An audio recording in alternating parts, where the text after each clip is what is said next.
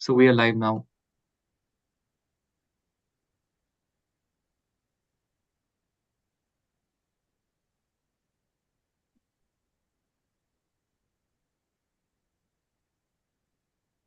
Should I start, Vishal? Yes, you can start. Hello, dear friends. A very warm welcome to you all greetings from a very cool Kathmandu. Welcome to the South Asia Peace Action Network webinar, Unity and Diversity, Promoting Peaceful Coexistence in South Asia. This is the 25th in our series.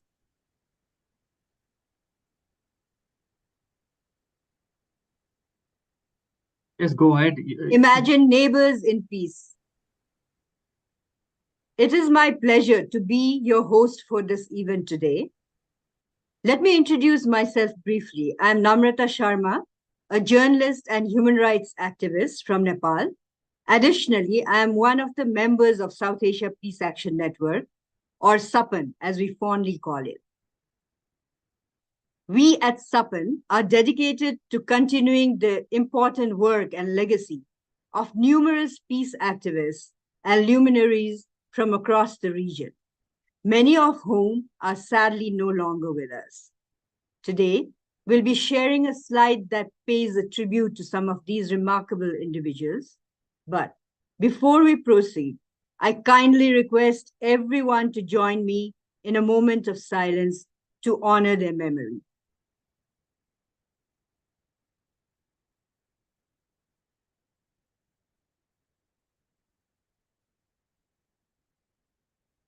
Share the slides, please.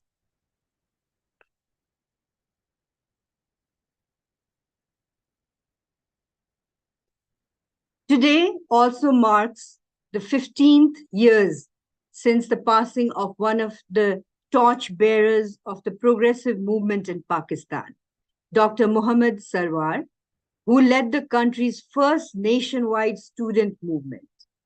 I would like to invite his daughter, journalist Beena Sarwar, a very dear friend of mine, one of the founding members of SAPAN, to say a few words relevant to our theme today, unity and diversity. Beena? Thank you so much, Namrata. I am really honored to be here, and I want to thank you for thank you so much, Namrata, and I really appreciate this opportunity to share a few words about my father. As you said, he passed away. It's been 15 years since he passed away today, a few months before his 80th birthday.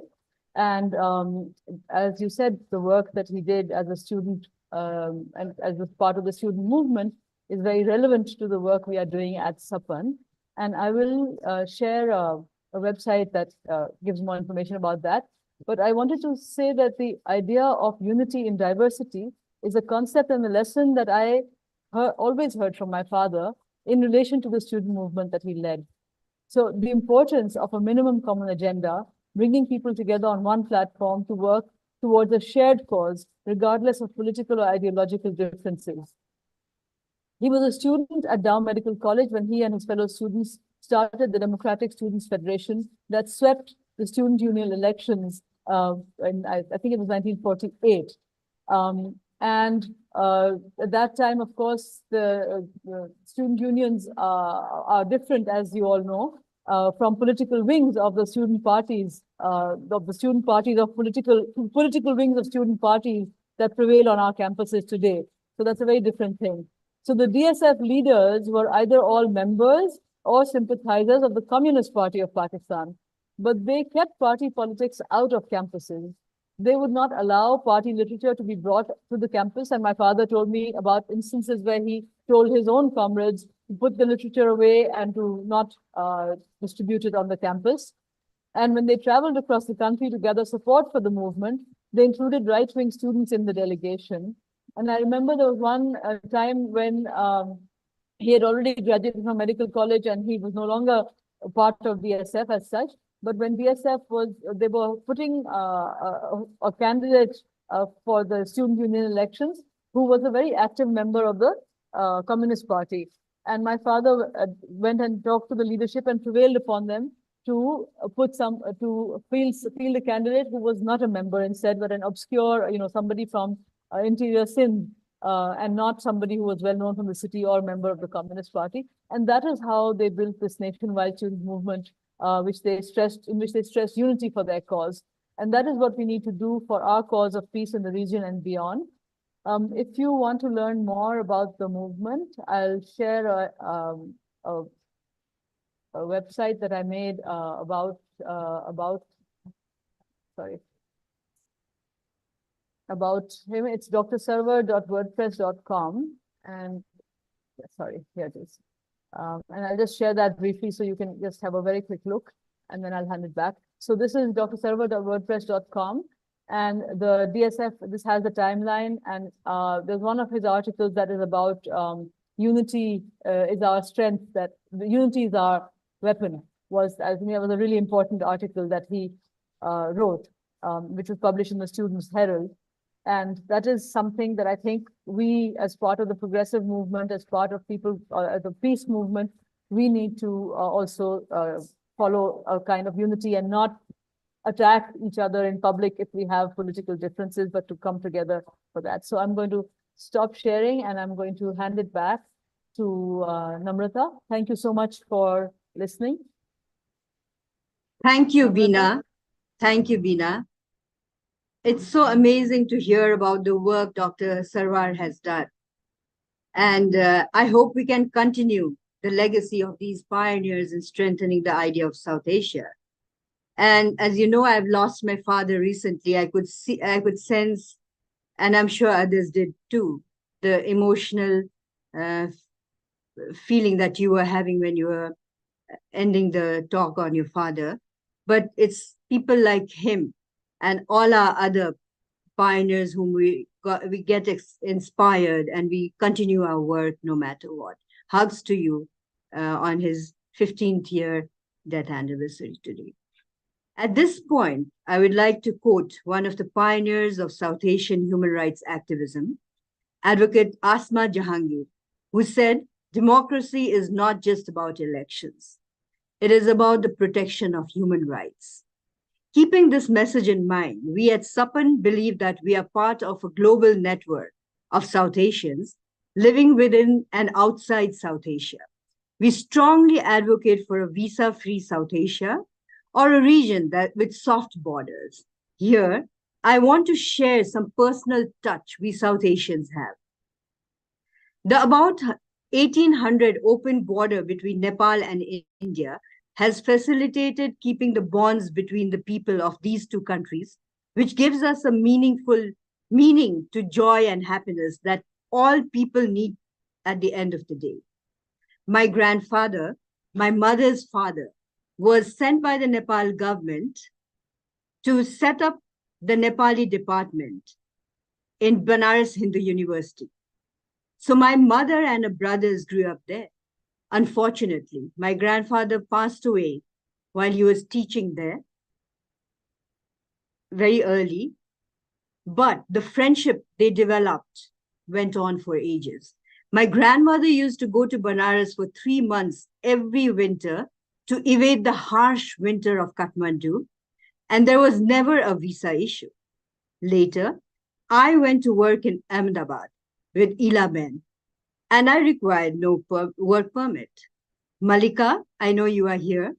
I had a desire to meet you there, but I'm meeting you now virtually, when coincidentally, you won't believe but someone you know very well, a feminist from Gujarat, from India, Sejal Anand Dan, who became a very dear friend of mine while I was working in Ahmedabad, is at the moment here with me in Kathmandu to escape the harsh heat of Gujarat. Also, Khushi, you are there, I know. Once when Khushi Kabir came to Nepal, my mother was just recovering from losing my father. I took Khushi over to meet Khushi is from Bangladesh, as many of you know, to meet my mother. And the two started conversing in Bengali, which is Khushi's mother tongue and which my mother learned when she was in Banaras. and it made her forget the current situation she was at that moment for a few moments. There are several such beautiful moments between people from all South Asian countries. And I also want to share with you the annual migration of herds of elephants from India via Jhapa into Nepal, with grandmothers and mothers bringing their youngsters and then returning back, is a phenomena that happens annually. These elegant creatures gracefully pass the route their ancestors adopted. Who are we of this generation to stop them? We need a free flow of life, nature, and joy across South Asia, as we have so much in common. If you support this cause, please sign our Milne Do petition on change.org. The link will be shared in the chat section. Additionally, there is also the Sapan 3-Point Foundation Charter. More than 82 organizations and hundreds of individuals in the region have and the diaspora have endorsed it. We invite all of you to endorse it if you support the cause. The Sapan Foundation Charter calls upon the governments and peoples of South Asia to institute soft borders to allow freedom of trade and travel to each other's countries, ensure human rights and dignity for all citizens, including religious and ethnic minorities, and cooperate in all areas, particularly related to public health, culture, and legal reform, education, environment, climate change, etc. The founding charter is also available online in several languages at southasiapeace.com. So, if you believe in this idea of South Asia, please do endorse our charter. Now, under the Sapan webinar series titled Imagine Neighbors in Peace, our focus today revolves around the theme of unity in diversity, promoting peaceful coexistence in South Asia. Our objective is to explore the complexities of South Asia's diversity and find ways to promote harmony and mutual respect among its communities. Hence, to celebrate the diversity of South Asia, to understand the challenges to peaceful coexistence, and to explore strategies for fostering unity. Before we start the program, I just want to share a few house rules. Kindly please mute your microphones. We request everyone who has joined us today to introduce yourself in the chat. Use the chat for questions or comments. Please stay on topic and be respectful. Please be patient with technical difficulties. We seem to have it now and then. And lastly, we invite your suggestions and feedback, for which there is a feedback form we will share at the end. So beginning today's session, it gives me immense pleasure that we have such a wonderful group of speakers with us today. And it's a pleasure for me to introduce our discussion moderator, Shehzad Ghias Sheikh from Pakistan. Shehzad, I'm actually really looking forward to listening to you. Shehzad takes pride in introducing himself as a stand-up comedian. He has a multifaceted career as a creative director, social media campaign manager, content creator for some of the leading brands, corporate trainer, curriculum developer, and a Fulbright scholar. His podcast, The Pakistan Experience, is a popular demonstration of his incredible talents. So without further delay, I'll now pass the baton to Shehzad to introduce our panelists and moderate towards today's webinar. Actually, through Sapan, I've come to meet such wonderful people from South Asia and all over the world. I look forward to continuing meeting you, Shehzad, and also developing and sharing your expertise further. Maybe you can also drop into Nepal sometime. Over to you, Shehzad. Thank you so much, Namrata, for such a lovely introduction. I'm almost embarrassed to hear those things about me. Unfortunately, in the summer heat of Karachi, there's nothing more I would love to do than to be in Kathmandu with you, Namrata, on this lovely Sunday evening. But maybe the next best thing next we can year do you are going together. to come. Borders may divide us, but Zoom unites us. The next best thing is to get together on this Sunday evening to discuss love and peace. And it was such a lovely start to hear the flag bearers of peace and love. Um, and in South Asia, not just India and Pakistan, to hear their stories and know that the things that we're talking about are part of a continuing legacy, a legacy that has lasted decades. These ideas of love and peace are go back much longer than ideas that may divide us today. When we talk about our speakers, it's almost intimidating to be in a group, even if it's digitally, with such an esteemed, well accomplished group of people. When we talk about peace, it's not just activism, it's also art, it's also academics, it's also the law. I would request all our speakers, as somebody who learns from his peers, I'm going to borrow a trick from a previous moderator of a Sapan session and ask all our lovely speakers to introduce themselves, asking, starting from Mallika Sarabhai. It's an honor to be in the majestic presence of her. Just through Zoom, we can already tell the brilliant work that she does through art, through dance. But I'd love for her to let you all know what she does and why she does it herself. Hi, Mallika, how are you? Good evening. What do? I think I spend my time using all the languages I have, including dance, but not only, to try for a more peaceful and a more just world. A lovely thought.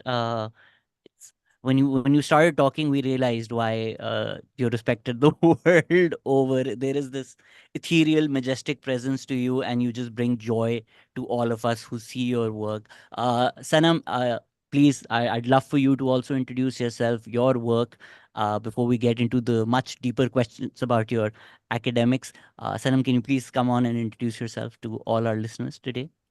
Hi everyone.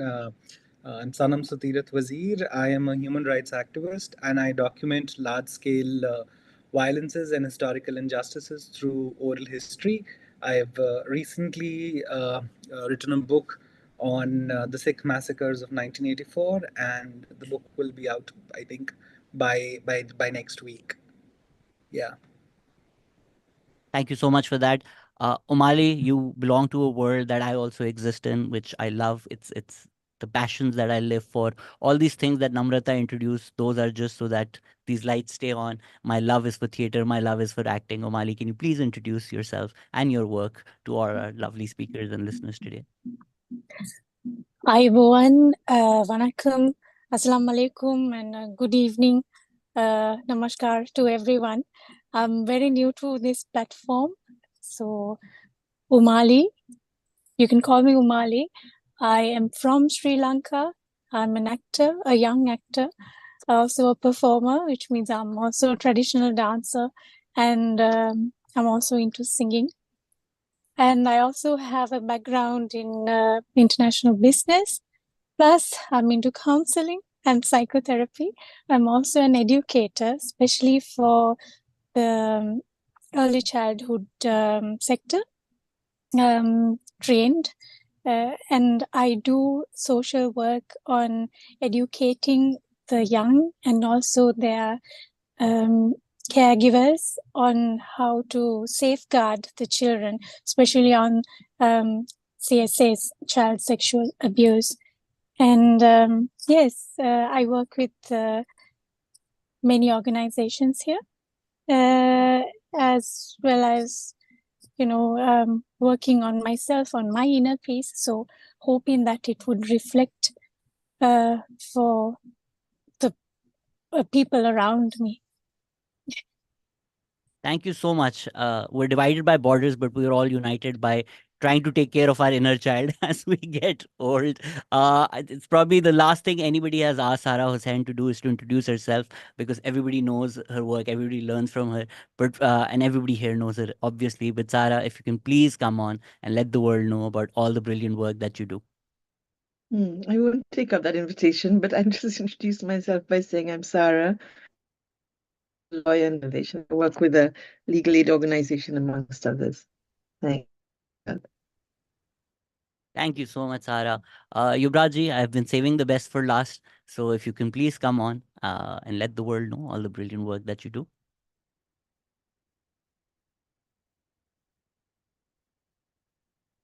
I'm a journalist based in.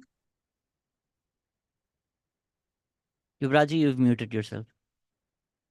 Yeah, I'm I'm a journalist, writer, currently based in Nepal. I do write for Indian Express from here, and also lead an online called Desanchar online in Kathmandu. Also, I mean, we are basically currently we are talking on a very important subject related that on South Asia, but I'm at the moment confined, observing very polarized and intolerant politics and its different fallout in Nepal. Yuvraj, since I already have you, let's just shoot the first question at you.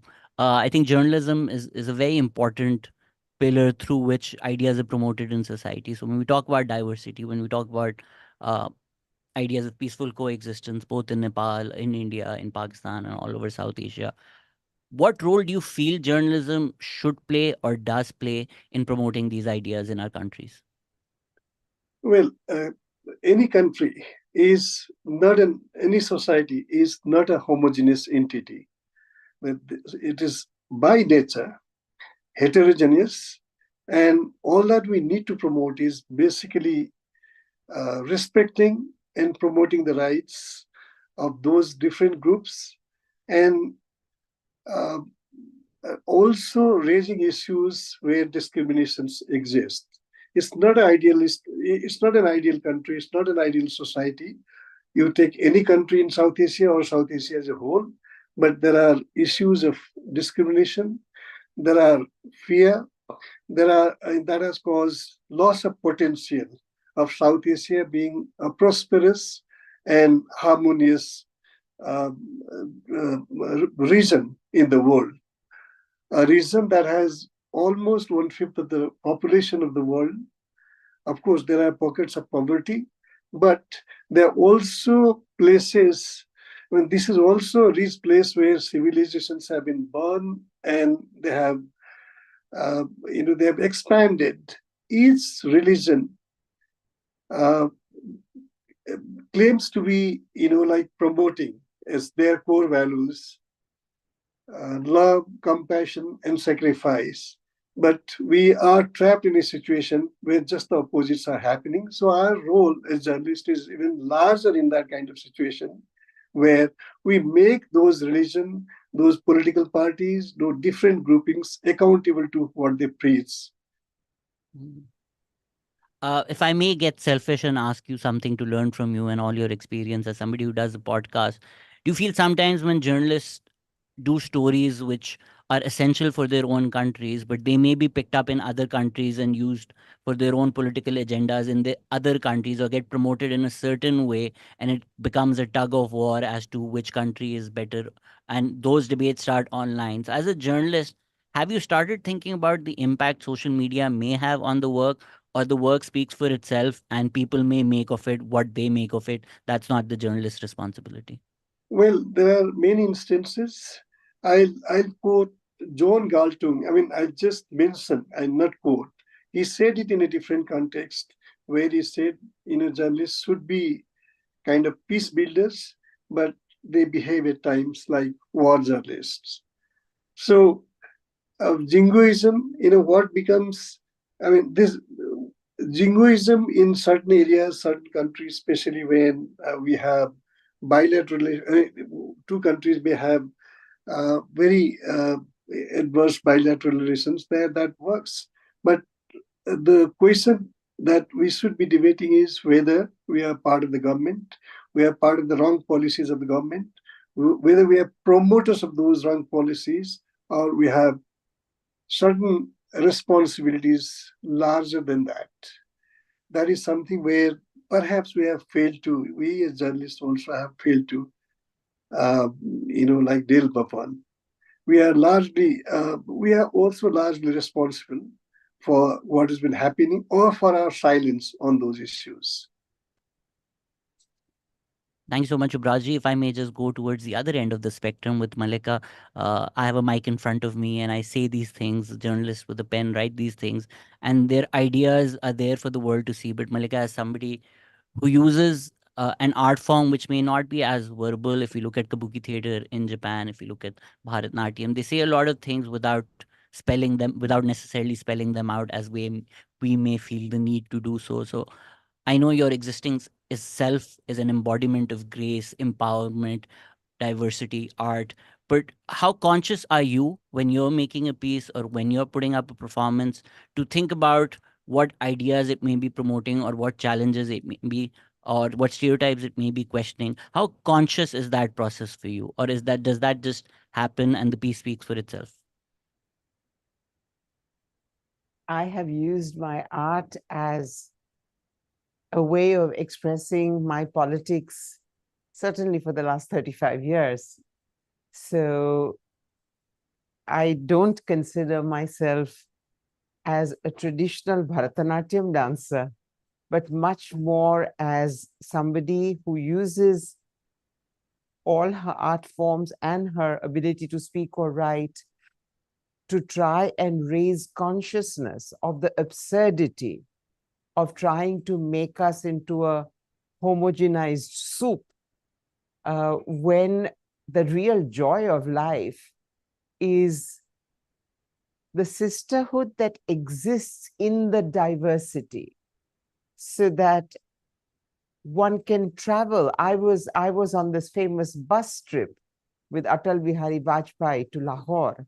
It was my first trip to Lahore, and I walked the streets, and this sisterhood, brotherhood that I felt was quite incredible. And for instance, I would walk into a shop and I would see something that was similar and yet different. There was this little, it's like going into a different house and it's the same dal, but the tarka is different. And you enjoy that nuance, and you know there is a commonality of blood, a commonality of the DNA, and yet each flower has blossomed slightly differently. To me, this is the celebration. This is the celebration that all of us share. In India, it is being crushed. We are told this is right and this is not right. If my nose is a certain shape, that I'm Indian. If my eyes are a different shape, I'm no longer Indian. So we are going through a period of deep destruction, a destruction that steamrolls every single minute as we speak. And the number of nuances of language, of culture, of clothing, of food that have been destroyed just in the region that we call India is extremely worrying. But then on the other hand, we have to learn not to be judgmental, but to give respect to the difference. I think we live in a world which has become completely polarized, and as a result of which you're either with me or you're against the world. And in that sense, for instance, wearing 3 earrings on one ear and one on another ear can be considered a crime by the moral keepers of Indianness. And this Indianness has been reduced to such an absurdity that even poor Kafka would have fainted in horror. So it's very difficult to use language, but I think what all of us need to do is not only to celebrate the nuances, but to constantly talk of them and to constantly talk of the commonality under those nuances, which make the nuances so exciting.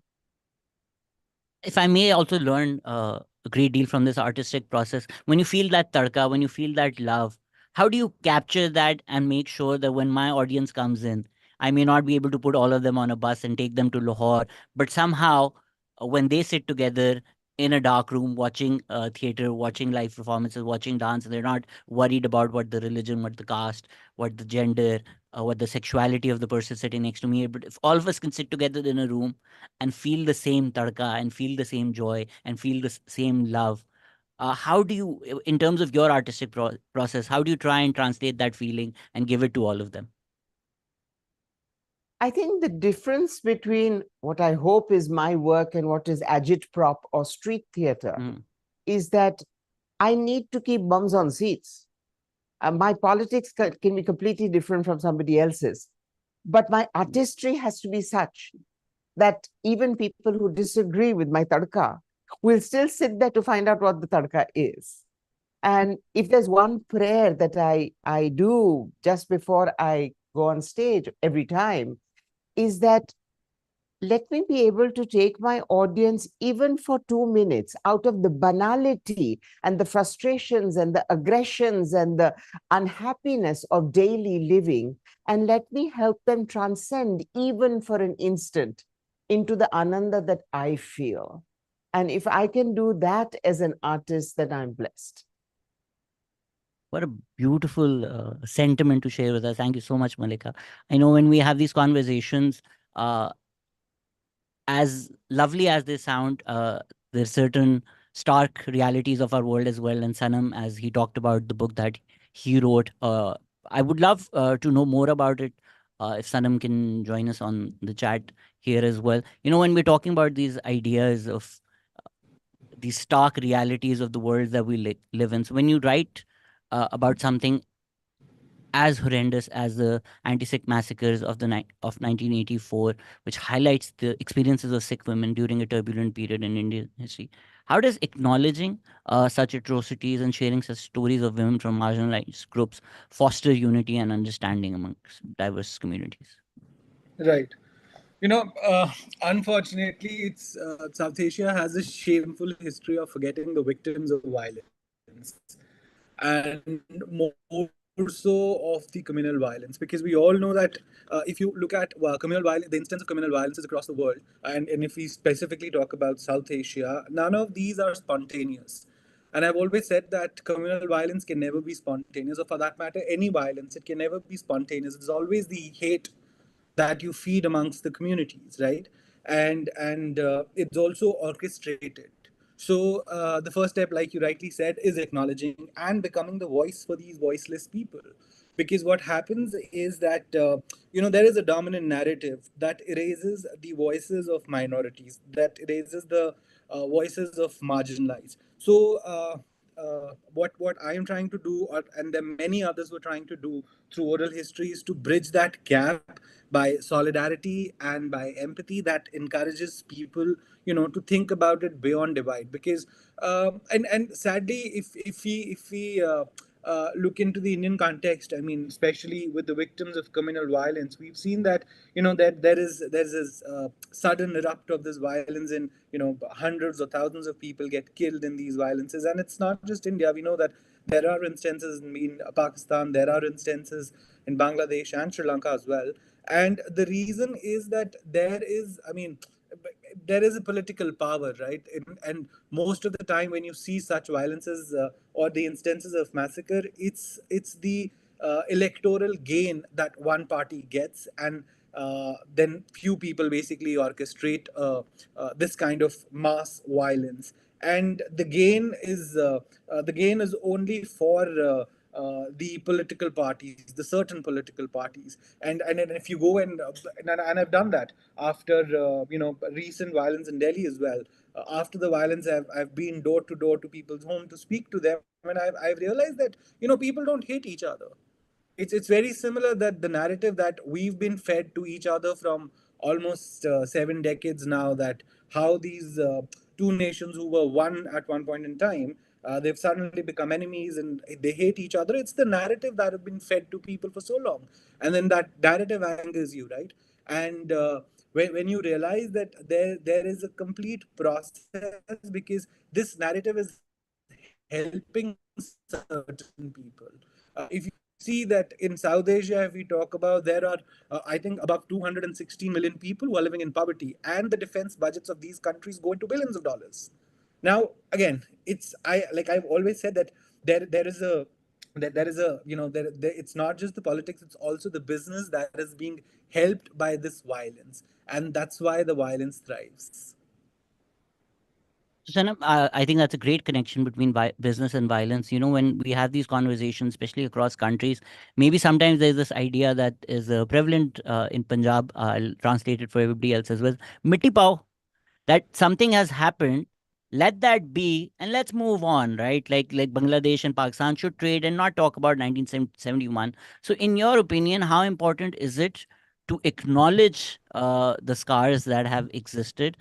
And do you feel that countries can just trade and be okay without going through that truth and reconciliation process?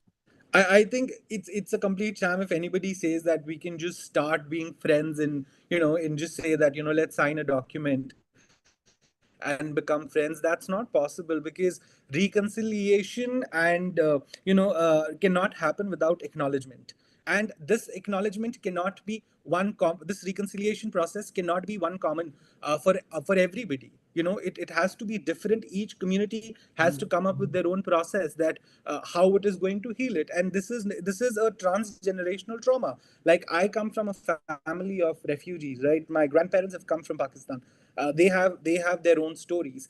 Then there's also a story of hope of my grandmother, who's walked 200 miles alone from Lahore to Srinagar. So I mean, there are stories, but what I mean is that each community, each group has to come up with their own way of reconciliation. They cannot be one medicine for all. That's not possible at all. Thank you so much, Sanam. I think when we're talking about these different groups, as Sara is somebody who works across, whether they be the indigenous communities of the Chittagong Hills, whether that be Biharis in Bangladesh. Sara is somebody who's worked with so many communities. First of all, as all of us, we take our strength from looking at the work that you do. But I'd love for Sara to join us and let us know what keeps you going, and you feel that appetite for like-minded people who think uh, about human rights. Asma Jahangir was mentioned at the start of this session. It's a loss that all of us feel, and I'm sure there are a lot of people in Pakistan as well doing phenomenal work. But sometimes you feel, where's Asma Jahangir? Do you feel like that community of people like Asma Jahangir, people like yourself, is shrinking? And honestly, what keeps you going and gives you the strength to do all the phenomenal work that you do? As somebody who wants to foster these ideas, I do want to say thank you to begin with. But what brings you the strength to do this, and you feel the space is shrinking? So thanks, Shehzad. Well, I think firstly, I wouldn't dream of comparing myself to Asma, but I do think about her a lot, and I do think that her absence is a massive void. I wouldn't say for Pakistan, but I mean, it is, I'm sure. But I think for our region, it's huge, because there are very few people in the human rights community who spoke out the way Asma did. And I think she would never was, as I said, in the regional context, we didn't see her sort of standing on niceties and diplomacies, not to call things out. So I wanted to sort of connect back to what Sanam was saying as well. Of course, it's crucial that we recognize the violations and cross-border violations and the interstate violations and so on that have happened in our context in Southasia. But it's also very important that we don't use history to suppress rights in the present. So, for example, with 71, with the Bangladesh Liberation War and the acknowledgement from the Pakistan state of the atrocities and war crimes and so on that happened in Bangladesh, of course, that's an ongoing issue in trying to get that recognition and get that acknowledgement from the Pakistan state. But at the same time, we have to understand, and I think perhaps friends across the region don't understand that the 1971 history is totally instrumentalized within Bangladesh to suppress speech and to suppress organization and to restrict rights. So we have a law in contemporary Bangladesh, 50 years after we have a constitution won through the Liberation War, which talks about freedom of expression. We now have a law in the 21st century which says that any comments that are considered to be propaganda against the Liberation War and against the Constitution will land you up with 10 years plus in jail. Right? And we don't campaign against this law very much. Lots of our organizations, feminist organizations and rights organizations, are very, very quiet about this. We say a little bit, make the odd statement, but we don't organize against it, because actually our reality is we don't we're not fighting for the democratic space that we need to protect rights. And I think that's why I'm so pleased you mentioned Asma, because I think she was someone who always talked about the importance of having political space and allowing people to operate in that, and not only speaking about working within NGO forums or civil society. And I think that's the difference of where we are. We can talk about unity and diversity. I think we can all agree we want that. I don't think that's a challenging point really for any of us. And of course we want that. And of course it's a pleasure to work with and be with like-minded people. But we need to acknowledge what's happening to a lot of like-minded people inside our own countries and across our borders, and why they can't work. So why is it that many of my friends in India have their organizations having registration cancelled? Why is it many of them face criminal cases? And why is it that many of our colleagues in Bangladesh also face that? And why is it we don't talk about certain people and certain issues? So we talk about, again, going back to the 71 context, we're happy to talk about disappearances in 1971. And it's true, it's been a very hard fought battle to make that possible and make that easy to speak about. And certainly there's been political leadership to make that happen. But if you want to talk about disappearances that happened in the last 10 years, you can't do it. The people who faced in the last 14 years, the people who faced those disappearances, they don't have allies in the NGO community. They don't really have many allies in civil society, and they don't even have that many allies in the media. People who speak out about their issues are ostracized. NGOs that have spoken about their issues and have stood with them in solidarity are ignored by other NGOs because everyone's terrified, like, it's going to be contamination. If you speak about somebody who's being threatened, they're going to come for you next. So I think in talking about unity, we also have to really talk about not only diversity of communities, so talking about across ethnicity and caste and religion, gender and sexuality and so on, but we have to talk about and nationality. We really have to talk about diversity of opinions as a political space that we want to allow. I think we can agree we don't want to work with fascists, but we have to think about who is a fascist and who is repressing. You don't want to work with fundamentalists, but again, what is the space within which we'll operate? Will we speak about political opponents who are no fundamentalists? Will we also be quiet about them? That's not our space. So I think forums are not the place to have those discussions, but we need to have those discussions very frankly and honestly, and also think about how we build strength. Is working for many years, but when she set up some South Asian platforms like South Asian for Human Rights, for example, back in the 90s, those were times which were very hopeful, and when there was a sense of people believed in the universality of human rights, and we're all pushing forward to build common platforms. Now the world is in a completely different space. We can't get, we're seeing that the World Court is making pronouncements on Palestine. Huge countries which claim to speak for powerful countries, which claim to speak for universal rights, are completely on the other side. Across South Asia, we don't have unity on supporting those positions. In that difficult context, we have to face more difficult questions and maybe ask ourselves a little bit more honestly where we're willing to stand, and are we willing to speak up sometimes for political enemies, but maybe we have to make the space for them to operate if we want to protect rights. I think if I may harken back to something that I was also asking you, Braj ji, the thing that you just mentioned, there's been an incident in Pakistan where a mob gathered yesterday, and I spoke about it. And some of the comments were using that to demonize the Palestinians for their religion. Then one thinks about how to talk about your own issues and how to contend with your own history. If I'm talking to a Pakistani audience and I'm making a video where we're talking about 1971 and the role of the people who were there from West Pakistan, but if somebody from West Pakistan looks at that and somehow it turns into hatred for Biharis who are currently in Bangladesh. I know it's a very difficult path to tread, but what's your opinion on people who are contending with their own history or talking about their own countries? How conscious should we be? And I think webinars like this and organizations like Sapan really help educating all of us about conversations happening in other countries. But I'd love your take on this fine line that one needs to tread. Sorry. Yeah, I think we have to always speak in context and be aware of where it is we're working and who we're speaking to. But as you mentioned, the example of Biharis. Again, a really important issue in Bangladesh, where there's a whole generation, a couple of generations now, of people who come from the so-called Bihari, who no longer call themselves Biharis, right? I mean, they're Bangladeshis now by nationality.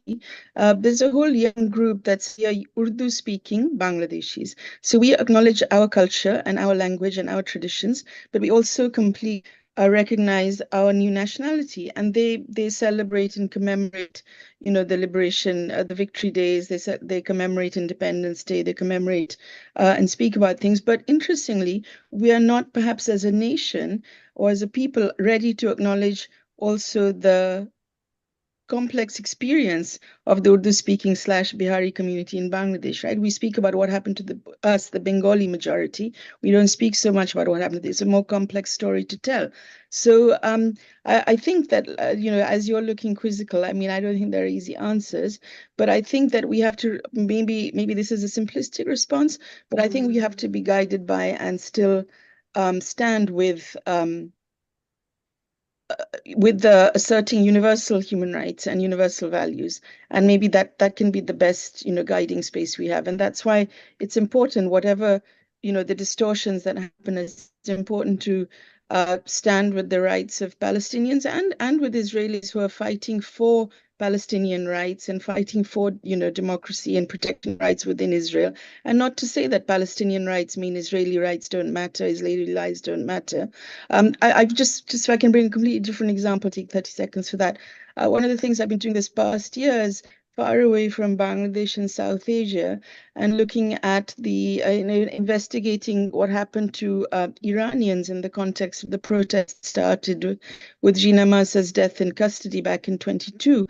And it's been really interesting to see the responses to that work as well. So I think, again, if we were talking maybe 10, 20 years ago, we'd see a big support from across South Asian feminists, for example, for what happened, and it's continuing to happen in Iran. But I see a whole lot of quite peculiar responses, which are mediated by the Palestine-Israel situation in how people respond to Iran, saying, oh, well, Iran is standing with, Palestine, so we're not going to criticize what's happening in Iran. And oh, they're only talking about headscarves in Iran. This is about people's lives. And again, I'm kind of bewildered by that, and why those kinds of positions. I think that's what you're saying is, why are there these kinds of trade-offs and connections that we're making? I think my confusion comes from this notion as well, right? There are no easy answers for any of these questions, and it makes one reflect on their own work as well. Umali, if you may join us, you were also talking about reflecting on your own self, inner child therapy. Somebody said, take your broken heart and turn it into art. So when you're talking about theater, when you're acting, when you're thinking about these characters, both personal past grievances and the grievances of the country at large and the pain that you feel, how do you channelize that into your work, and how do you feel reconciliation may come from art itself? Umali? Yes. So I am a child who has suffered that era, who had suffered terrorism. I am a child that has had friends or known people who are not from the Sinhalese ethnicity, but also from other ethnicities. And well, among our community, we were all friends. There is nothing different about us. We would share. So for an example, I would say these days we have Vesak. It's a Buddhist ceremony, but it's not just celebrated by the so-called Sinhala Buddhists of the country, or any other Buddhists of the country. It's also everyone takes part in it. Everyone is there. So this has been my reality.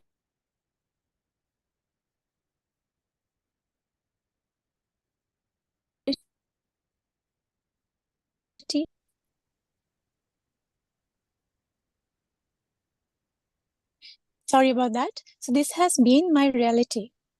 Okay, This has been my reality as a child. It is how my parents and my grandparents have brought me up to see that we are all Sri Lankan. But as I grew up, then I opened up, or I exposed myself into a world where it was more complicated than just being friends, you know.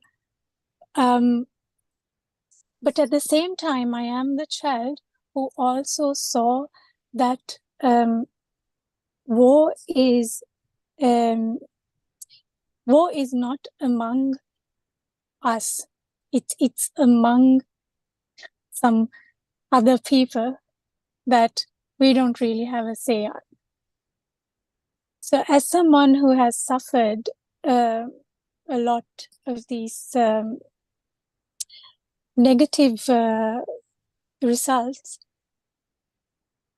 I get to always work with people who have also had so much trauma, not just because of these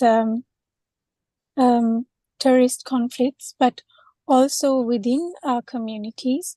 But we always thrive to find the common aspects or find the similarities between us and to celebrate them, and then to understand the differences as to why it happens. Of course, in our country, language comes in as a barrier. But we are slowly opening up to that process where we are learning to communicate with each other and to understand the other person's language. Sinhala is the majority or the vastly used language, Sinhalese.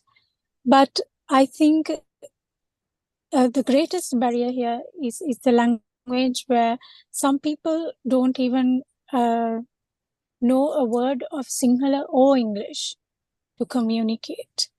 In that case, how can someone actually convey or express their need or fear or even their gratitude? How can we actually empathize without understanding how another person is actually thinking and feeling? So in my work, what I try to do is to learn to empathize,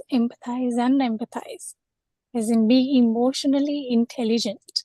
That is the work I always promote. Even if I'm invited as a chief guest to any of the ceremonies, I'd always emphasize on how aesthetics, your practice in aesthetics can train you to become a sensitive human being, and then on how to actually manage your sensitivity and to a level where you can actually put yourself in the boots of another person and to create peaceful and a safe environment for those who live around you. This is the work I try to promote. This is the message I try to promote across all the recognition that I gain as an artist or a popular personality in the country. I think, in very short, this is what I would like to share with you.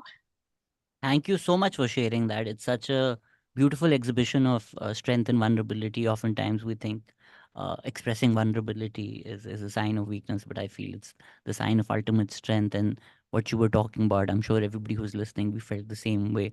All these scars and battles of our inner child that we carry with us, all the weight that we do not put down. Do you feel when you're acting, do you feel those scars healing a little, that things that we all experienced, that we all saw?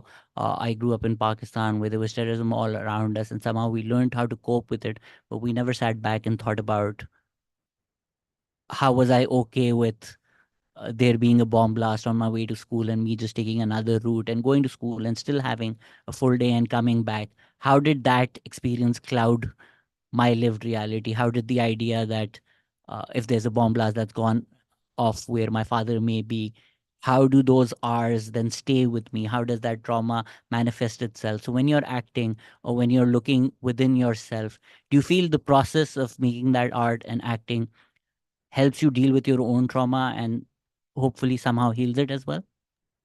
Yes, indeed, it helps me greatly. And I also take effort to analyze the process of it. So when I meet someone else, I can also share the process and guide them. And this is why I also train myself as a counselor and a psychotherapist, so that, you know, it's not just me and myself that will gain anything by being an artist or a performer, by being a practitioner. I can also share something that I have gained as an actor with the people that very openly share their traumas with me.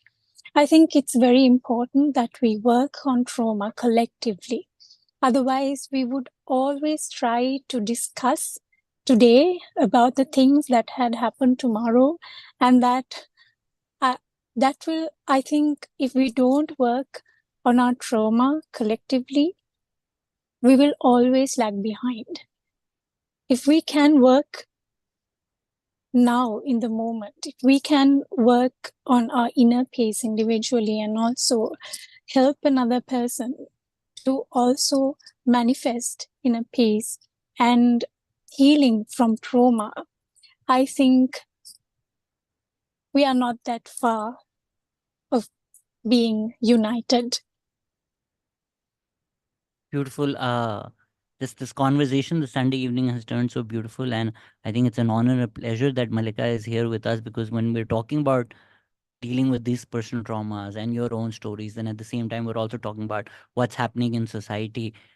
Uh, as somebody who's done everything, Mallika, if you can help share, how do we take all of this? How do we take all of this pain that we feel and everything that we see in our society and somehow bring it together to make art that fosters these ideas of unity, coexistence, peace? How do we somehow bring these worlds together to make something magical? It's funny that I got invited to this and I'm learning more about Sapan and meeting all of you, because our organization Darpana is celebrating its 75th year this year. And my colleagues and I were sitting and saying that, you know, the world has changed so dramatically that what is it that we would like to address over the next few years as a thrust towards? We have been working with women's issues and women's empowerment and human rights.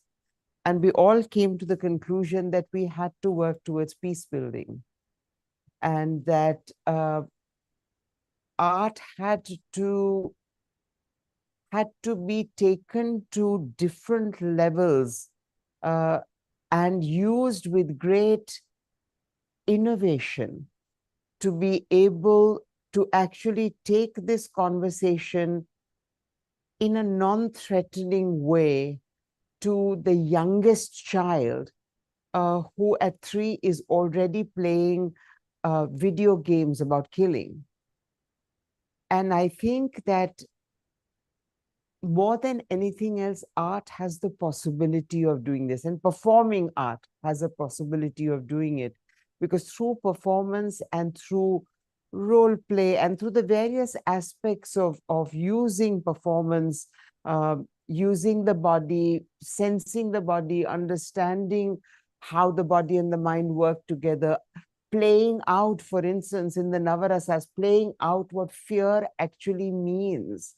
Because when children, for instance, shoot down somebody in a video game, they are doing it because they're emulating others. They think it's heroic, because that's what our television and OTT series are telling us. So how do we use the art to sensitize at a level that violence is not out there something that happens, but violence is also what feeds into you. And we'd done a very experiment a few years ago, working with 5-year-olds, when we were showing them Tom and Jerry cartoons. And the kids were laughing and laughing and laughing. And then we divided the class into two. And we said to one half of the class that every time you think it's funny, laugh. And we said to the other half of the class that every time somebody gets hit, say, ouch. And after about 5 times of seeing the same film over again, these 5-year-olds understood suddenly that what was ouch for somebody was very funny for somebody else. And then we took them through games that taught them that you might think it's funny to hit somebody else, but why do you not think it's funny when you get hit? So how do you personalize and internalize what that violence is, and therefore understand that doing it to somebody can be as painful as somebody doing it to yourself?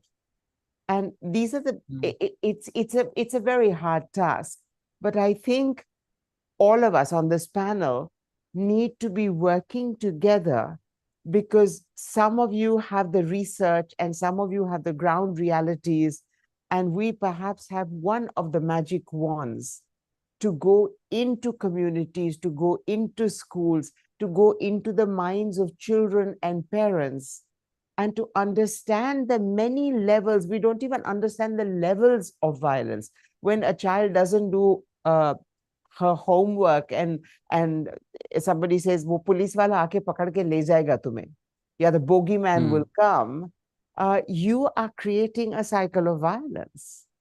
And people don't even understand that. Or when a mother says, "I'll lock you up into the room unless you finish your meal."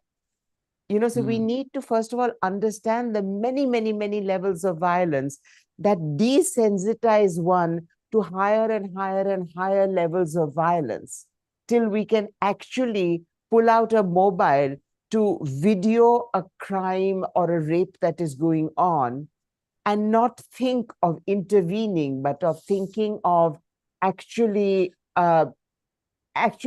bringing back some of those sensitivities.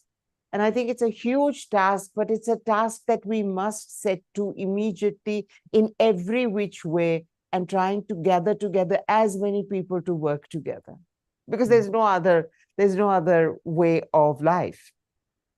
As a non sequitur, if I may just ask a pop culture question, you had mentioned agitprop the previous time that we were talking over this session. Hossain was here with us. I would be remiss not to mention the work of brilliant people like Badal Sarkar and the work that they've done. When we look at critically at American film history, the opinion on what Birth of a Nation was and the impact that it has was pretty ubiquitous. Charlie Chaplin and on the other side, on the complete opposite side of Yes. Birth of a Nation. Yes. So now in India, there's this huge conversation that film is just a film for film's sake, and especially around the movie Animal, there's this huge conversation happening in India. Do you have a take on that notion? I think our films have so desensitized us, and women included, to the ramifications of accepting this as your conversation. "Oh, I love that song." Yes, but was that guy hitting the woman with the brass tap? And did everybody say, "Ha ha ha, how lovely it is"? This is the desensitization that we need to be fighting. This is exactly what I'm talking about. And I don't think that conversation is happening in India. There's a conversation of another kind. But the all-pervasiveness of our acceptance of violence is not being discussed. It's not being discussed by educationists. It's not being discussed certainly by parents. And not enough artists want to stick their head out to talk about it, because, again, the ramifications of the government slamming you down if you bring this up are huge in this country. I mean, people are terrified. People are terrified even of saying violence is being celebrated by the politicians, it's being celebrated by the religious heads, I mean, the kind of conversation that is going on, how can you not be desensitized? Absolutely. If I may just go back to Yuvraj ji, when we talk about conversations, as somebody who's also an editor for Desh Sanchar and a prominent figure in Nepal and Nepali journalism, when you're looking at stories, when you're deciding the conversations that we need to have, that need to be published, how conscious are you, or how do you decide that in a world where we might sell more or get more clicks if our stories about what the next celebrity is wearing, but the important conversation that need to be had, which are not having. How do those discussions in those editorial rooms and those rooms at the magazine come around? How do you decide what are important conversations that need to be had? Well, obviously, local context, like since we're based in here, local context would matter. What worries us the most here is Nepal, since it has gone through conflict and peace accord was signed, some 16, 17, 18 years ago. So Nepal's politics and discussions and coverage, media coverage has revolved around that thing. And what we are worried about, what we discussed mainly is whether we can afford to maintain dual standards on issues of corruption, human rights, adherence of the political parties or parties to the peace resolution about not implementing transitional justice. So these are very sensitive issues, and also in Nepal's peace context, India did play a role because India mediated, among the conflicting parties. But then, after the political change, as a result of that, Nepal's media and civil society, of course, different hello, different Yes, media. I can hear you. Yeah, different media has different approach on that, but we are worried about that different approach. Why we are not making the people we brought to power accountable? Why we are silent on human rights violations, killings, as it is to happen earlier during the Maoist conflict time? So that is something that worries us. And unfortunately, yes, we are divided on that. We are not taking an objective approach. That is the biggest setback of Nepali journalism, and that is now being debated actually in the community, and not within one organization, but among the journalistic, world, where we have gone wrong. Are we responsible for the peace process not getting to the logical conclusion that was, expected? So that is something that is debated in Nepal, not in a larger context. But we are also debating that because we were hoping at one point of time that the success of Nepal's peace process could be an inspiration for other countries in South Asia also, which are also facing some kind of conflict, with different kind of different reasons for that, though. There are a lot of SAPAN members that I see who are very well accomplished in their own right. If we may learn from you, what are some tactics that you've used or you feel other journalists or anybody who's producing content for their own social media as well should use to promote linguistic diversity, to promote ethnic harmony? When villages burn, we all see the fire, right? But when the matches are being collected and the firewood is being placed, somehow we miss it, and journalists are able to warn us about it. How do we in our work see when the firewood is being placed and ensure that we don't light the fire and we promote harmony instead? Right.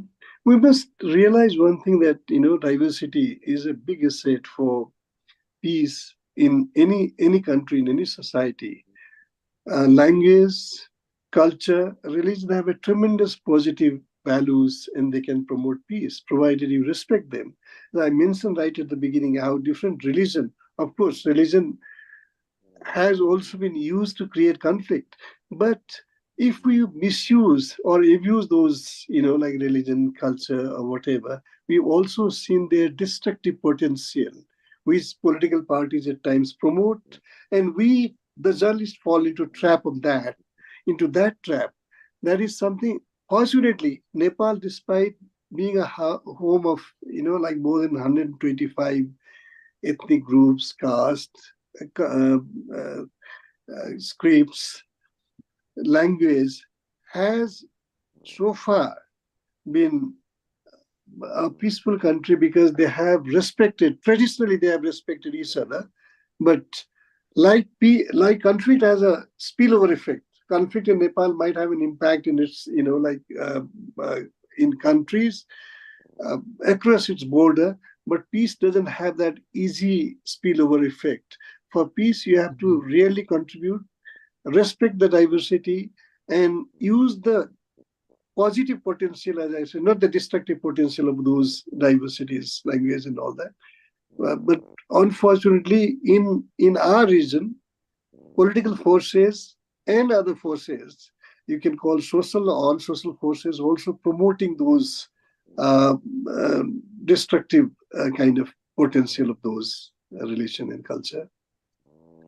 Beautiful. I know we're going longer than we should because these conversations are just they're beautiful and we're learning so much. But I know Umali has something else scheduled as well. So if she's still here with us, if we can get her parting thoughts before she leaves, I'm sure Bina Sarwar would like to know the best things to eat in Colombo right now.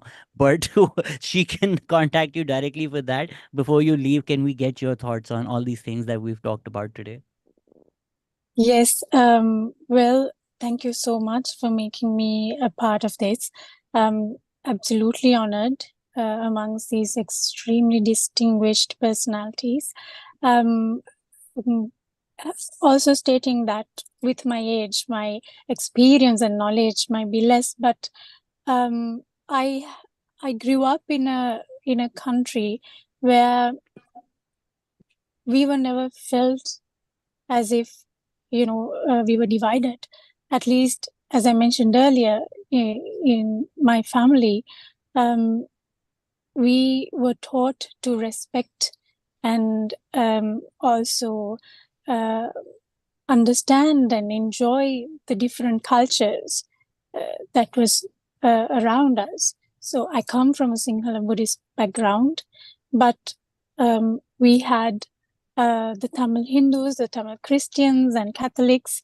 I always had these people around me, and for the Ramadan, we would wait to receive the sweet meat, and we celebrate the Sinhala and Hindu Sinhala Tamil New Year together. And as I mentioned earlier, the Vesak, which is happening these days, the celebrations will go on for almost a week. It's not just the Buddhists that would get out on the streets and serve food, free drinks, free food, and whatnot. The celebrations it's a collective celebration. So I've grown up in such a culture where whenever there's violence, it feels so strange, as in to even imagine why it's happening. It's not the Sri Lanka that I would like to introduce. Hello. I can hear you. Am I connected? Okay. Yes. So yes. What I want to say is, yes, as someone who's representing the field of aesthetics, there's so much that we can do, as Mallika ma'am also mentioned very gracefully.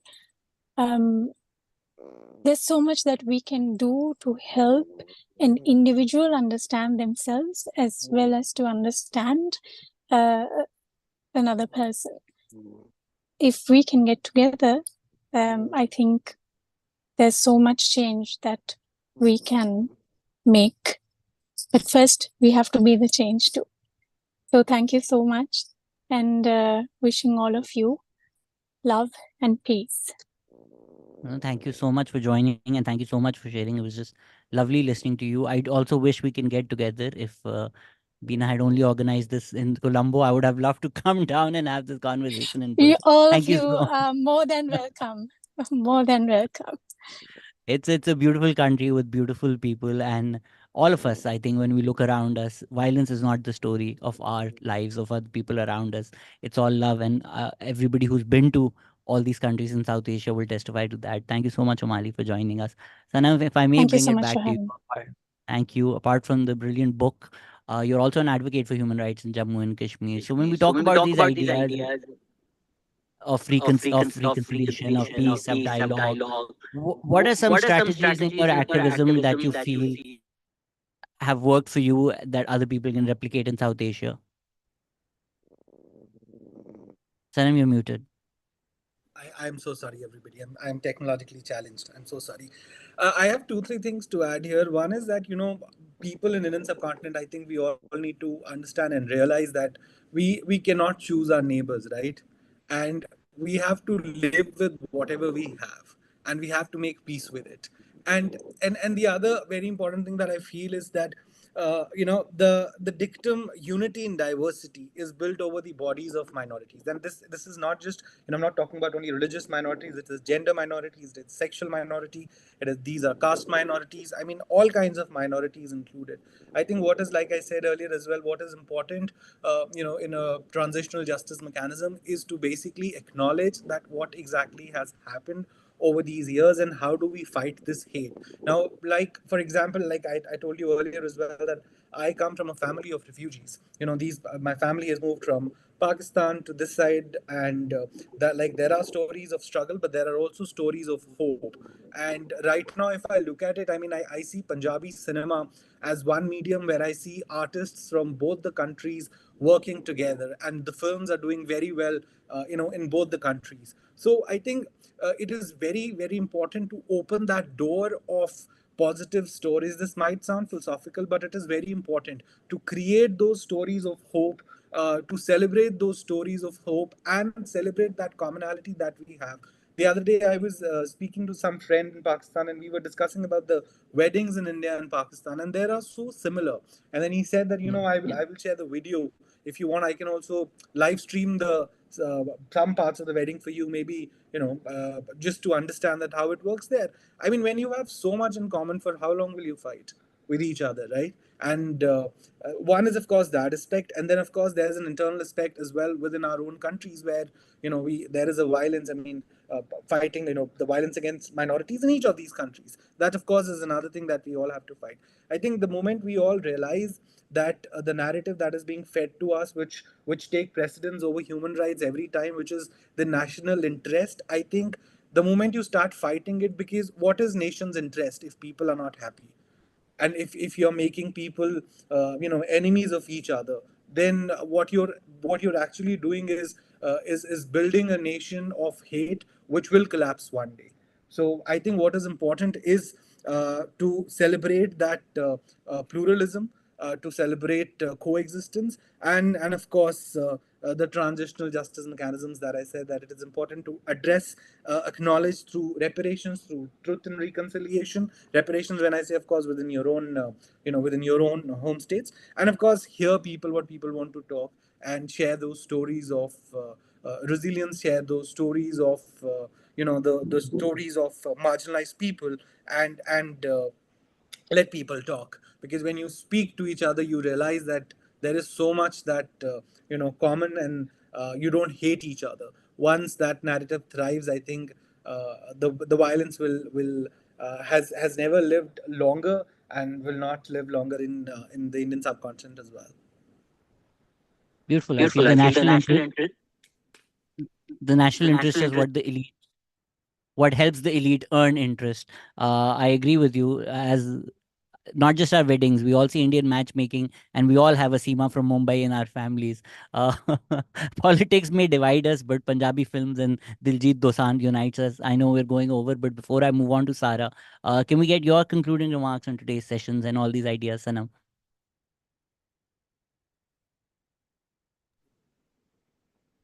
Yeah, so as the group we are here today, I think this should not stop, and we should try and co-create maybe a platform, maybe something where which is more than just a webinar, which is more than just a website, where we bring stories of hope, stories of positivity together, and maybe celebrate it and open doors for common people, and move closer to the ground. Because we might have a lot of discussions among ourselves on the platforms, but let's not forget there are millions of people out there who do not have access to these platforms. So maybe but just devise a way. I don't exactly have the answer for it right now, but maybe come up with something which is closer to the ground, and bring more and more people to it.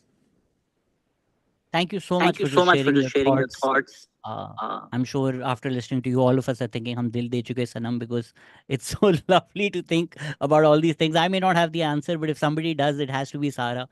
Sara, if you can help us bring it all together as well, as somebody who's also a bureau member of Sahai, when we're Well, talking about these ideas, when we're talking about things within our own communities, how do we connect it to the broader South Asia as a region? And it, what's the hope for this region? How do we make this entire region work together as a region, not just within our own communities? Shehzad, you have a habit of giving impossible questions, so I'm again not even going to try to answer them. I save the hardest questions for you. I'm like, if there's No, anybody who can guide and I'm us going to get within this, it a it's you. 0 or a C minus if I try and answer that, I think, because there's no answer. But I think, again, taking off from Sanam, I think the storytelling part is a very good beginning. There was a wonderful, I'm in London at the minute, and I saw this recent brilliant documentary called Defiance. Geeta Sehgal's here, so I hope she knows about it. It was documenting the struggles of the South Asian communities in the UK from the mid-1970s onwards, and struggles against racism and fighting killings of individuals. Someone in Southall in the Sikh community, and then someone in the East End of London, the Bangladesh community, and how those struggles actually brought the community together. So I was thinking, watching that and listening to everyone today, that actually telling these stories of resilience, but across generations and across our borders, is a really important thing to do.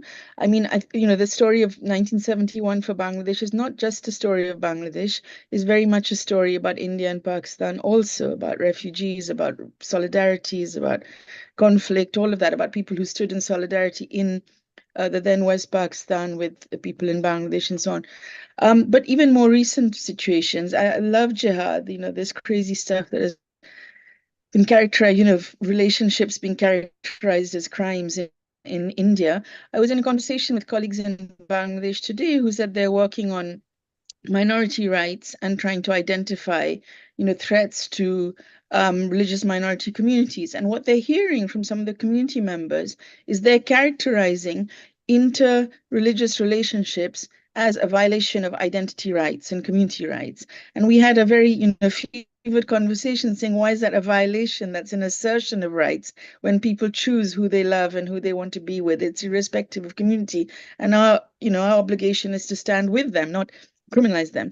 So I think if we can tell these stories across our separations, that's the way to grow things. And I think what Sanam was suggesting, how do we tell those stories in broader platforms and bigger spaces? I'm glad we're on Zoom and when as brilliant a moderator as you, because if we also add in all the language facilities that we have, we can actually have these conversations in even bigger spaces with more people. And I think thanks to Sapan for starting this and the perseverance of all Sapan core members. But I think that's something to keep going, and it'll be one step, not the answer to your question, but one minute step in that direction. Thank you so much. Now that you've praised me, I'll give you an easy question to end this with. As we're bringing it all together, can we get your concluding remarks on today's session as well? Yeah, I mean, just I think to all the things people have said, raising the possibilities and the need for building on the approaches we've taken, keeping this, sort of mantra in front about unity and diversity, but also taking strength from our different identities and recognizing the importance of pluralism, but not getting lost, I think, and divided by identity politics either. I mean, remembering the whole. I think that would be my message about the, asserting universality and recognizing unity and diversity within that. Thank you so much. Yubraji, if I can also get your concluding remarks. And once again, thank you everybody for joining us. Somebody who believes in conversations, somebody who hosts a podcast called The Pakistan Experience, where literally our tagline is "Let's talk." I really feel like all of you are speaking to my soul with these conversations. Yubraji, if I can get your concluding remarks. Sir, आप muted हैं.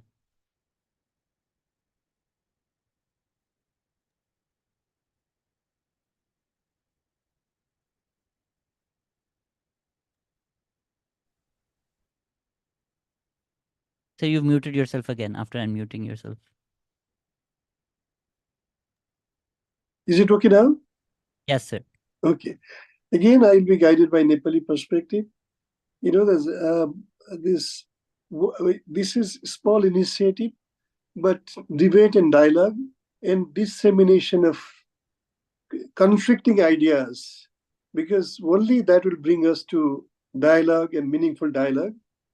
That should be the way forward, and that should unite all of us with so much concern about uh, uh, concern about unity, creating unity in diversity in South Asia and within. I think this debate is the only way forward. Thank you. Beautiful. Nobody better than Mallika to end this on. And honestly, thank you so much for joining us. I'm sure I speak for everybody who's here. That's a pleasure to talk to you today and to learn from you. If you may bring it all together, please, over to you. I think all of us agree that stories need to be continued and told to each generation. And I think the performing arts, cinema, video are amazing means of telling stories, and telling stories with a flavor that people actually recognize and take in. And I think that that is the way forward. I would, for instance, love to be able to collaborate with artists from the South Asian communities. Unfortunately, what has been happening is that the funding usually comes from the West. So you end up collaborating with the West. But I think one has to find, and I would appreciate all of you from each of the countries where you are sitting to actually find me artists that we can collaborate, that we can host residencies with, and then create work that speaks not only of peace, but speaks of the coming together of the confluences of our countries and of human beings. Thank you. I'm not going to help you find artists because I want this opportunity for myself. I'd love to come there. I've been wanting to stand up forever. Next time, hopefully, there's a bus yatra. Next time, hopefully, we meet. Thank you so much on behalf of Sapan. Just my deepest gratitude to all the speakers for sharing your stories with us. It was a phenomenal experience to talk to all of you. And on behalf of the world, thank you to Sapan for all the work that you do. And I will hand it over to our lovely host, Namrata.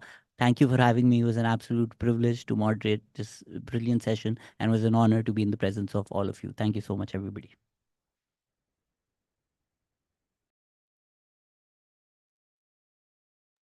Namrata, if you may unmute yourself, up muted.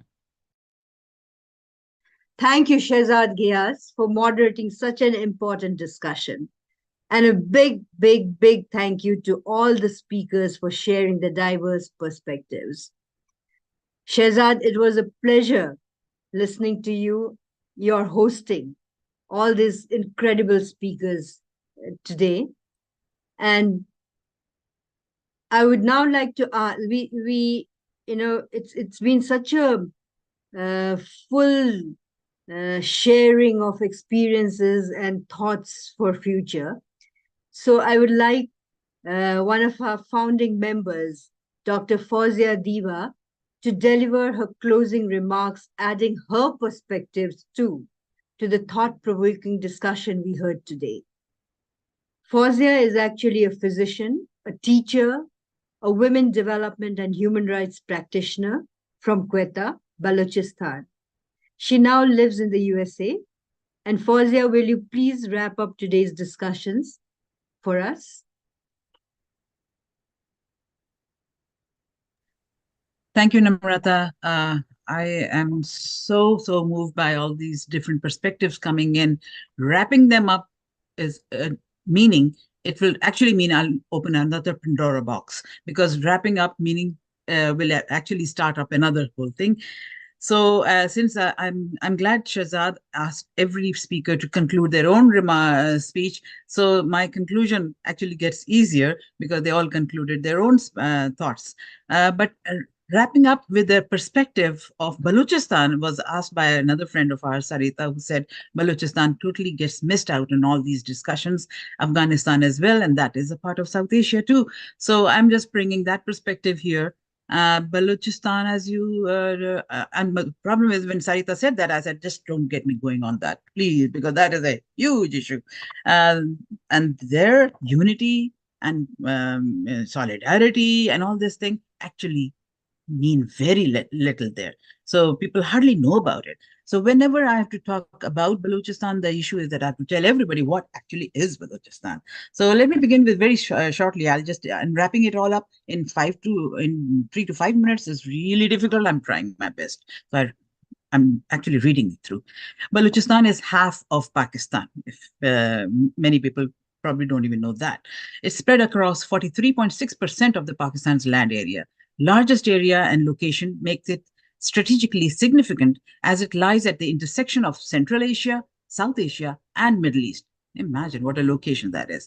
With 760 kilometers of coastline and some important ports, including Gwadar, you may have heard this name a lot in the near past rather, and abundance of natural resources, including oil, gas, and minerals. This province of Pakistan has the potential of becoming a significant trade and commercial hub for the entire region and a huge source of energy for Pakistan and the surrounding nations. Unfortunately, Baluchistan has been neglected in socio-economic development ever since the making of Pakistan. Surprisingly, unlike popular understanding, Baluchistan is not the land of Baloch people only. It has a multicultural society where almost 10 different ethnic communities, followers of almost 6 different religions and sects, numerous tribal backgrounds, and 7 to 8 different languages have all lived together for ages. Every person from Baluchistan at least speaks and understands 4 languages, some 7 to 8, all of them. And there are Pashtuns living there also, Baloch living there, Barawi, Hazaras, Farsi-speaking, Kabilis, and Urdu-speaking, Punjabi-speaking people all live together. There are Hindus, there are Sikhs, there are Christians, there are Ahmadis, and there are atheists living in Balochistan as well. And they all, traditionally, Pashtuns always called the Baloch people Mama, meaning mother's brother. So they never called anybody by their name. Anybody standing, you could see them by the type of the hat or the cap they're wearing, that man is a Baloch. So a Pashtun, if he had to call somebody on the street, would call him Mama, and the person would know he's calling him. So this is the respect they used to give to each other traditionally. Inclusion and acceptance and cultural diversity and harmony, they are the essentials of multicultural society.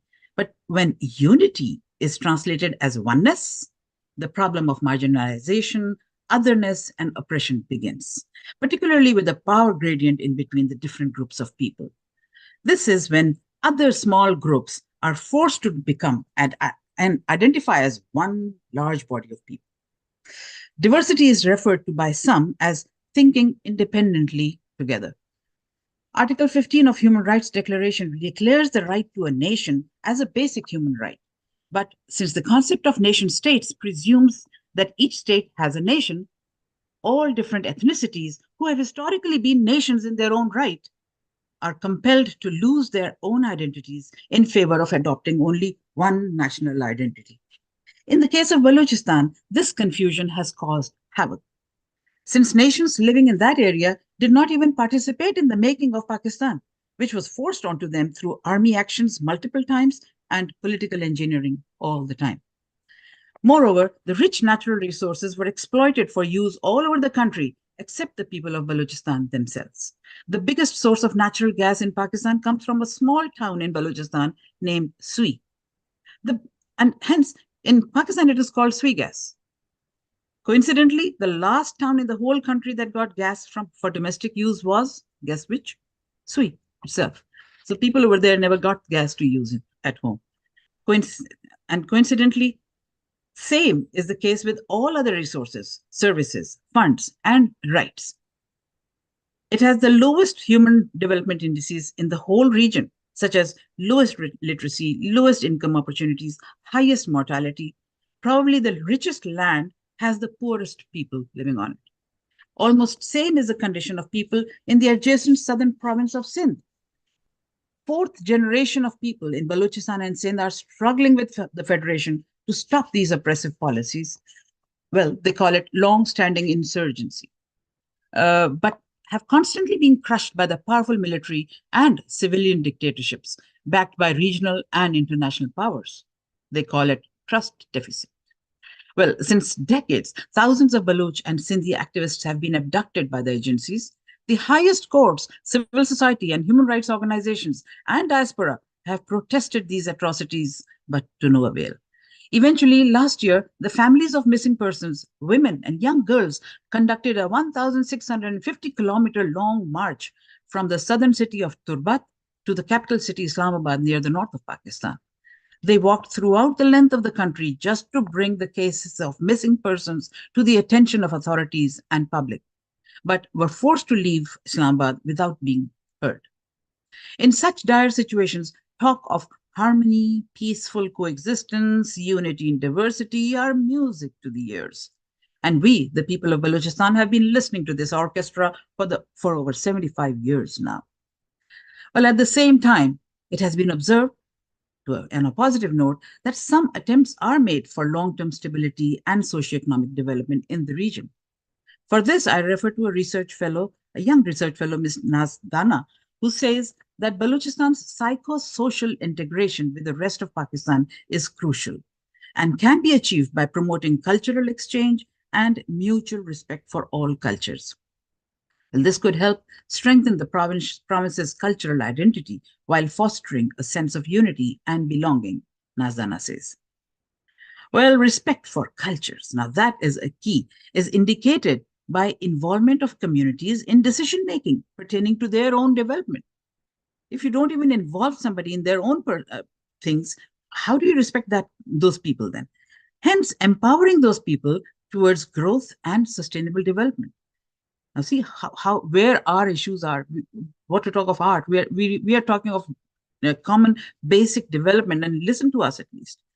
All this will not be possible till the security situation is managed in the best interest of common people rather than elites. And infrastructure as means of communication and transportation is not laid extensively throughout Baluchistan. A society can only celebrate cultural differences with understanding and communication among each other. Communities, even nations, unite better around socioeconomic progress, provided their cultures are allowed to integrate and not ignore. So we don't need to become one. Let's all try to get each other above whatever we are right now. So talking, dialogue is one way, going, meeting, and letting others develop. And I think in Baluchistan, our issue is that we are suffocated. We just need to breathe, and then we'll dance too. Well, by the way, we even dance now with shortness of breath. Thank you so much, Namrata, for letting me conclude all this. And it was a pleasure, my honor to be with you all. Thank you. Over to you, Namrata. You want to thank others also? Namrata, you Thank you, Fawzia. Thank you so much. I think you did an excellent job bringing the Baluchistan aspect, and also, you rightly said all the speakers had concluded, but you did tie everything together. Thank you very much. As we mentioned in our previous event, this is something Sapan would like to continue in the future too, involving more of the South Asian diaspora as well. We want to keep on talking about the diversity, listening to the voices. When I was listening to all of you just now, I see there's so many common places there, and the passion each one of us, each country has for the other is amazing. And we need to talk about diversity, but we need to also talk about how to go forward together. Now, I'd like to request all the panelists, volunteers, and guests on Zoom to kindly turn on their video cameras as we can take a virtual group photo. And this is something we really look forward to. Are we all there? Yeah, so Okay, I'll Vishal? just take a picture. Yeah. Yes, please.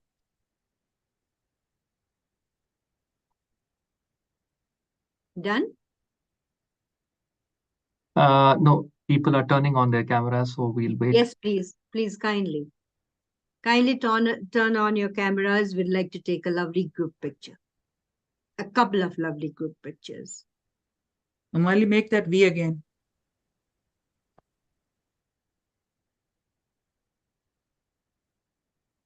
Hi, Geeta, good to see you. Okay. Have we done that? Yeah, so we are done. Okay. Thank you, Vishal. A request to all the participants. We would greatly appreciate your feedback. So please kindly take a moment to fill out the feedback form. We continuously strive to improve, and your feedback is very, very invaluable for us. Before we close, I kindly request everyone to consider contributing via the link provided in the chat to make a tax-deductible donation. Someone from our team will share the link in the chat box now. Thank you. We would also like to express our gratitude to all of you for joining us today, both the speakers and the audience. We particularly appreciate the speakers who, despite their very busy schedules, agreed without hesitation to join us today and share their thoughts. And actually, like me, I'm sure all of us have got so many food for thought at the moment and a passion listening to everybody. A big thank you to all our event team behind the scenes. You know, events like this look quick and finished in an hour and a half, but there are lots of people, minds, fingers, thoughts, discussions that goes on to host this programs like this. So a big thank you to our whole team, Khushi Kabir, Khawar Mumtaz, Fawzia Diba, Sarita Bortola, and Bina Sarwar for helping conceptualize the event, identify speakers, and putting together everything. Special thanks to Sarita Bartola, Sneha Jha, Kavita Srivastav, Vishal Sharma, Irfan Mufti, Saifullah Saifi, Vidya Kakra, Sherafgan Tareen for all their hard work working in handling the pre, during, and post-event tasks. Yes, we do have post-event tasks too. The event will formally conclude now. However, if any of you wish to stay on and continue engaging in a discussion or networking,